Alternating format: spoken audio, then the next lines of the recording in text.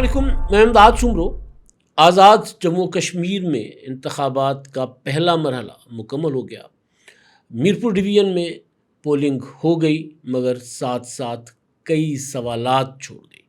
پرتشدد واقعات بھی ہوئے، کہیں پولنگ اسٹیشن جو ہے وہ وہاں پر پولنگ روکنی پڑی، فائرنگ بھی ہوئی۔ ایک سیاسی کارکن جو ہے وہ جاں بحق ہو گیا۔ پیپلز پارٹی کا کارکن ہے اور پیپلز پارٹی نے الزام مسلم لیگ نون کے اوپر لگایا ہے، اور ان شخص پر یہ الزام لگا ہے جن کی ایک ویڈیو وائرل تھی مسلم لیگ نون کے جلسے میں کلشنکوف کے ساتھ ہوائی فائرنگ کرتے ہوئے، اور بلاول بھٹو زرداری صاحب نے براہ راست ان کے اوپر الزام لگایا ہے۔ پولنگ آج جب ختم ہوئی تو پھر کیا کیا ہوا، وہاں پر کس طرح ڈرامائی تبدیلی ہوئی اور میڈیا کس طرح رپورٹنگ کرتا رہا، میں وہ بھی آپ کو بتاؤں گا۔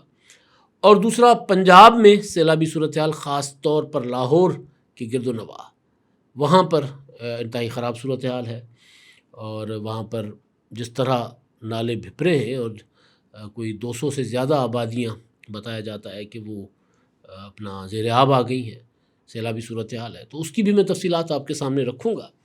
پہلے ذرا آزاد کشمیر کے انتخابات، میں نے گزشتہ ولاگ میں بھی آپ کو یہ گزارش کی تھی کہ کچھ لوگوں کا، کچھ حلقوں کا خیال ہے کہ وہاں پر جو ٹرن آؤٹ ہے وہ شاید کم رہے، توقعات سے بہت کم۔ تو کچھ اس طرح کی باتیں سامنے آ رہی ہیں، اب نتائج سامنے آئیں گے تو پتہ چلے گا کہ کتنا ٹرن آؤٹ تھا۔ لیکن ایک چیز جو ہوئی، جو نہیں ہونی چاہیے تھی، وہ تشدد۔ کچھ پولنگ اسٹیشنز پر مسلم لیگ نون اور پیپلز پارٹی کے کارکنوں میں، ووٹرز میں لڑائی ہوئی، اور ایک پولنگ اسٹیشن پر تو فائرنگ بھی ہو گئی، اور پیپلز پارٹی کے ایک کارکن جو ہے وہ 35 سالہ کارکن مختار یونس، ان کی ہلاکت رپورٹ ہو رہی ہے، جس کا اظہار اسلام آباد میں ندیم افضل چند نے اور سعید غنی جو سندھ کے صوبائی وزیر ہیں، انہوں نے مشترکہ پریس کانفرنس میں کیا، اور کئی سوالات اس سے کھڑے ہوئے۔ لیکن پہلے جو بلاول بھٹو زرداری صاحب کی اسٹیٹمنٹ ہے وہ میں آپ کے سامنے رکھنے جا رہا ہوں، اور بلاول بھٹو زرداری صاحب اس ساری صورتحال کے بعد خود مظفر آباد پہنچے ہیلی کاپٹر کے ذریعے، کیونکہ ابھی دیگر مراحل، یعنی مظفر آباد میں 2 اگست کو انتخابات ہیں، تو اس کی تیاری کے لیے وہاں کی تنظیم کے ساتھ، جماعت کے ساتھ مشاورت کرنے پہنچے ہوئے ہیں۔ اور بلاول بھٹو زرداری صاحب کا جو انٹرسٹ ہے، جو دلچسپی ہے آزاد کشمیر کے انتخابات میں، وہ دیگر مخالفین میں اتنی نظر نہیں آ رہی۔ یعنی میاں نواز شریف صاحب گئے، جلسہ کر کے واپس آ گئے، مریم نواز صاحبہ گئیں والد صاحب کے ساتھ، جلسہ کر کے واپس آ گئیں، اور لیڈرشپ تو ان کی بیٹھی وہاں پر ظاہر ہے مصروف رہی اپنی انتخابی تیاریوں میں، لیکن پارٹی کی قیادت جو ہے، ٹاپ لیڈرشپ جو ہے، وہ آزاد کشمیر میں بیٹھی نہیں، جلسے کر کے واپس آ گئی۔ بلاول بھٹو زرداری صاحب انتخابات کی مہم سے پہلے بھی 3-4 دن جا کر مظفر آباد میں بیٹھے تھے، پھر انہوں نے 2-3 جلسے بھی کیے، اب 30 کو وہاں پر مظفر آباد میں جلسہ کریں گے، اس کی تیاری کے سلسلے میں وہ وہاں پہنچے ہوئے ہیں، اور مسلسل وہ کشمیر کے انتخابات کو خود مانیٹر بھی کر رہے ہیں، تو وہ دلچسپی لے رہے ہیں انتہائی غیر معمولی۔ اس کی وجہ سادہ سی ہے، اور وجہ یہ ہے کہ گلگت بلتستان میں پیپلز پارٹی نے انتخابات جیتے، وہاں پیپلز پارٹی نے آئی پی پی کے ساتھ مل کر حکومت بنائی، کابینہ بھی بن گئی۔ اب پیپلز پارٹی جو ہے کوشش یہ کر رہی ہے کہ کسی طرح آزاد جموں کشمیر میں بھی حکومت ان کو کی بن جائے، تاکہ ایک تاثر جائے کہ پیپلز پارٹی کا ریوائیول ہو رہا ہے، اور پھر اس کا اثر وہ کوششیں کریں گے کہ پنجاب پر ڈالیں، یعنی پنجاب میں پیپلز پارٹی کا ریوائیول ہو۔ اور مسلم لیگ نون کے حوالے سے میں آپ کو پہلے دن سے یہ کہہ رہا ہوں کہ مسلم لیگ نون کے لیے بھی یہ انتہائی جو ہے نا وہ گمبھیر مرحلہ ہے کہ اگر گلگت بلتستان کے بعد آزاد کشمیر سے بھی مسلم لیگ نون نہیں جیتتی، تو مسلم لیگ نون کے لیے ایک نیگیٹو، منفی تاثر جائے گا کہ شاید ان کا چل چلاؤ ہونے والا ہے۔ تو اسی لیے مسلم لیگ نون بھی، نواز شریف صاحب جو بالکل غیر متحرک رہتے ہیں، بلکہ آج تو ایک نوٹیفیکیشن سامنے آیا 23 جولائی کا، جس میں نواز شریف صاحب کو پرانے لاہور کو جو ہے وہ بحال کرنے یا اس کو خوبصورت بنانے کی جو بورڈ ہے یا کمیٹی ہے، اس کا سربراہ بنا دیا گیا ہے نواز شریف صاحب کو۔ تو نواز شریف صاحب ملکی سیاست سے بہت جو ہے کنارہ کشی اختیار کیے ہوتے ہیں اکثر، لیکن آزاد کشمیر اور گلگت بلتستان میں ان کا جانا ظاہر اسی بات کی عکاسی تھا کہ وہ نہیں چاہتے کہ تاثر جائے کہ مسلم لیگ نون جو ہے وہ غیر مقبول ہو رہی ہے۔ اگر وفاق میں ان کی حکومت ہے اور گلگت بلتستان میں وہ نہیں جیتے، اور اگر آزاد کشمیر میں بھی وہی رزلٹ آتے ہیں، تو ظاہر مسلم لیگ نون کے لیے بہت بڑا دھچکا ہوگا۔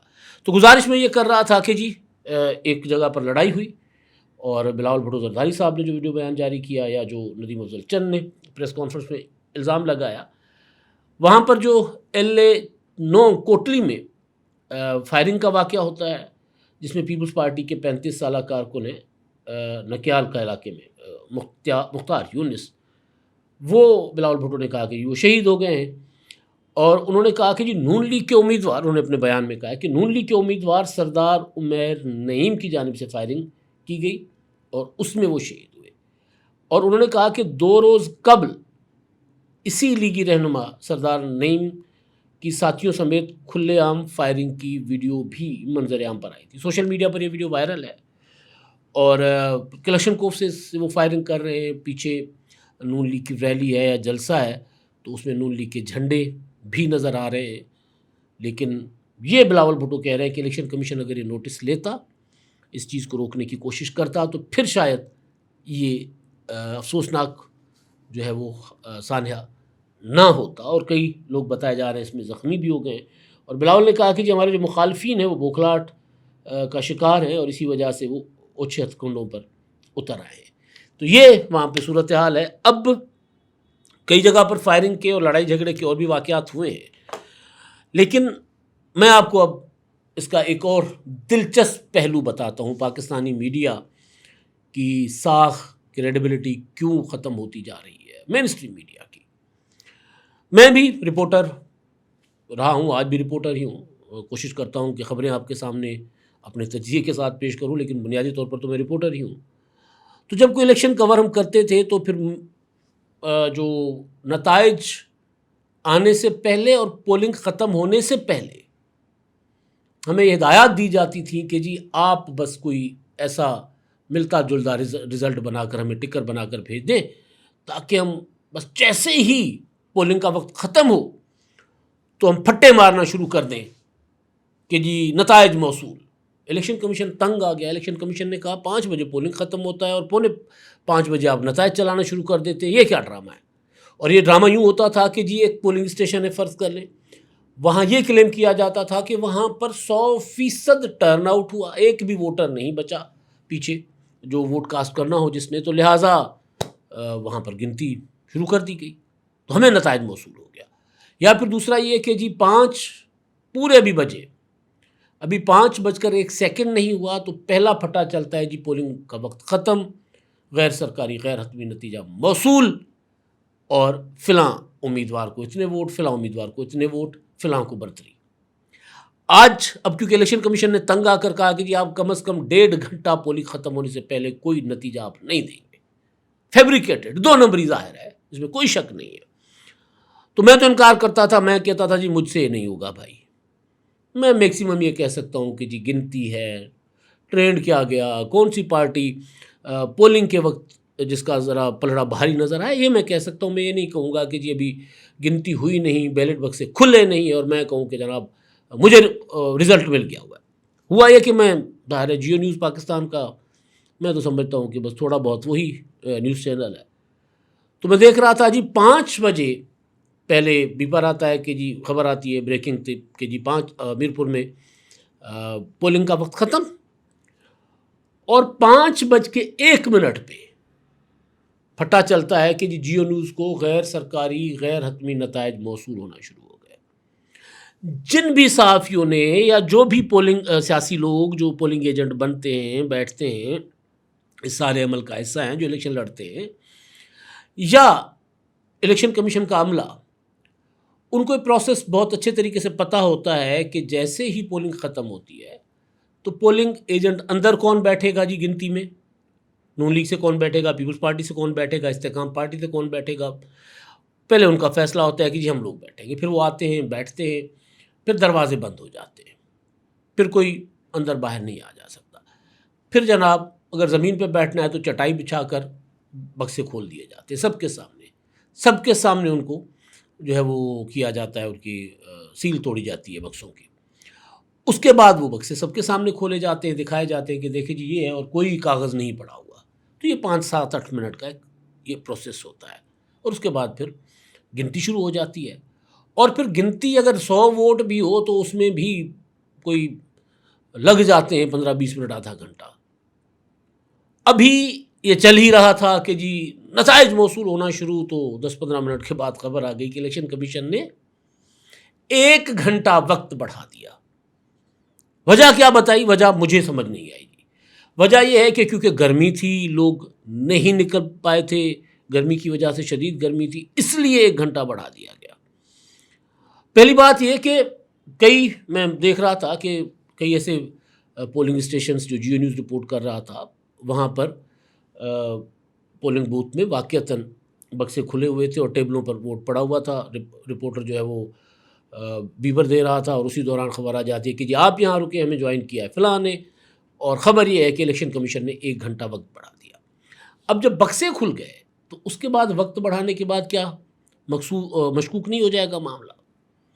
دوسری چیز یہ کہ گرمی کو بنیاد بنا کر کیا الیکشن کمیشن وقت بڑھا سکتا ہے؟ ایسا ہوتا ہے کہ کہیں لڑائی جھگڑا ہو گیا جی، وہاں پر آدھا گھنٹہ پولنگ ڈیلے ہوئی ہے تو وہ آدھا گھنٹہ دیا جاتا ہے. یا یوں ہوتا ہے کہ جو 5 بجنے سے 1 سیکنڈ پہلے بھی اگر پولنگ بوتھ میں آ گیا، پولنگ اسٹیشن کے اندر آ گیا، تو وہ ووٹ کاسٹ کرے گا. بے شک وہ 1000 لوگ ہوں، 2000 لوگ ہوں، پھر وہ بے شک پولنگ کتنی دیر تک بھی چلتی رہے، وہ جو اندر آ گئے ان کو وہ حق دیا جاتا ہے. لیکن یہ نہیں ہے کہ جو گھر میں بیٹھے ان کو حق دیا جائے کہ آپ آ جائیں.